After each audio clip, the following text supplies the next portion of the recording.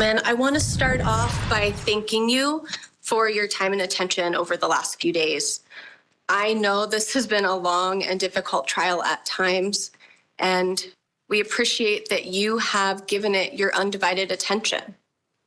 Like we talked about in voir dire, important things are worthy of undivided attention. Ollie Stratton was worthy of Amy Weiss's undivided attention on August 2nd, 2023.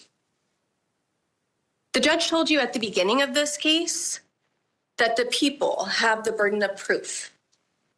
Mr. McLaughlin and I proudly accept that burden in this case. And I want to talk to you about how we have proven that over the last few days.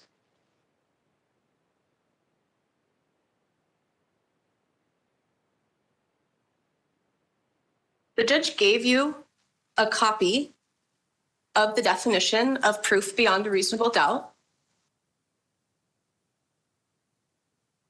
And I'd like to go over that with you.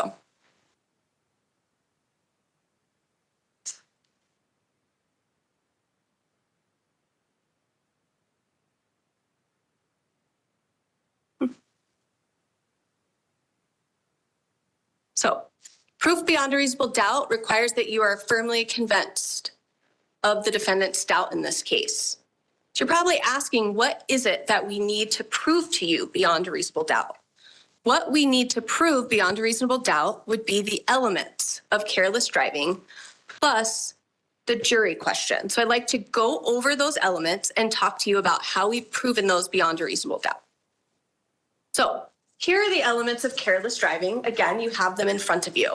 And I think we can agree that some of these elements haven't really been in dispute in this trial, but I'm still going to touch on them briefly. The first one is that the defendant. So we need to prove that Amy Weiss is the person in this case. Really, that hasn't been in dispute. Witnesses on scene pointed to her. She was claiming to be the driver in this case. Her own words in all the interviews that she's done have admitted that she is the defendant in this matter. So I would submit that we have proven that to you beyond reasonable doubt.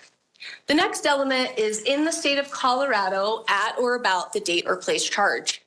Again, there hasn't really been any dispute about this.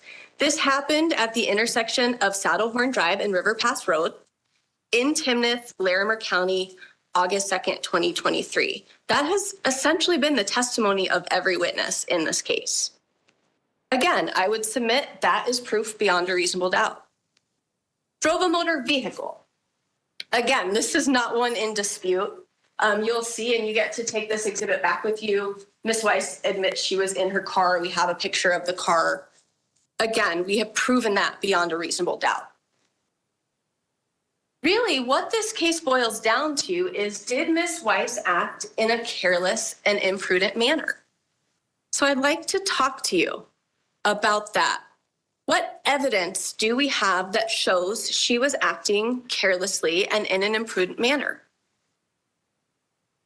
I want to start with Exhibit 26. And again, you'll get to take this back with you. I know at times this map could be hard to see. I know it's so far away. You get to look at this in the jury room. But I want to start out by showing how Ms. Weiss had no due regard for anyone on the road, culminating in her lack of due regard for Ollie Stratton. This map shows, as outlined, that Ms. Weiss made phone call, phone call, phone call, phone call, incoming message, outgoing message, incoming message, outgoing message, tons of messages. She's on the phone for most of this route. We know this cluster of activity is probably when she's in the gas station, but this map shows she spent 30 minutes engaged in her phone activity. And then, obviously, the crux of the case is what happened after she entered into the neighborhood. And she's still on the phone, finally sending that last outgoing message that we know was seconds before Ollie Stratton died.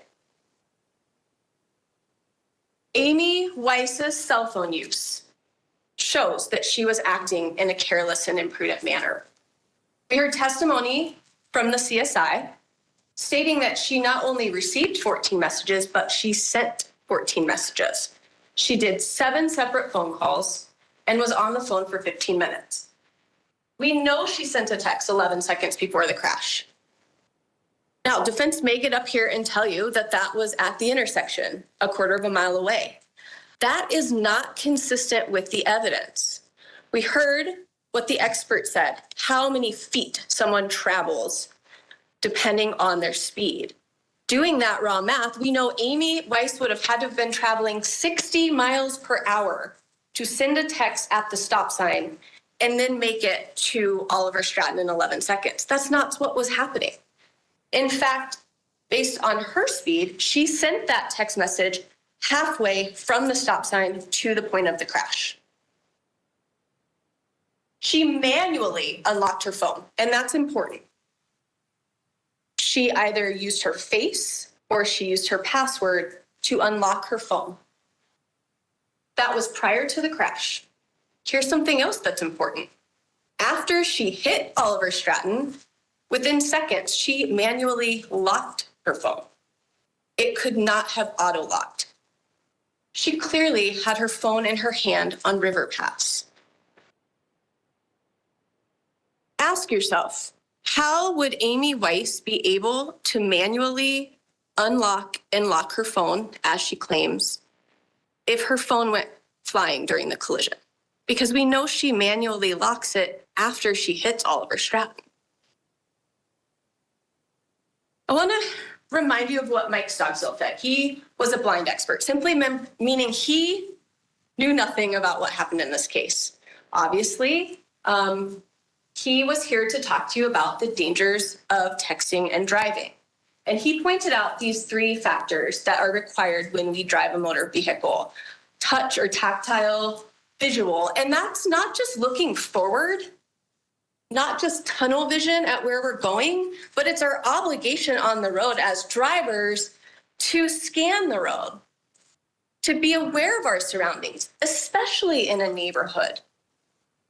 And also the conscious factor, sort of thinking about what you're doing, what's happening, what's going on.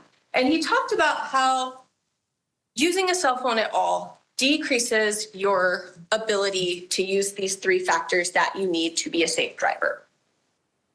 He talked about how it increases your likelihood of being in an accident and how it takes 5 seconds to read a text. That's not even talking about the reaction time, the process time, none of that.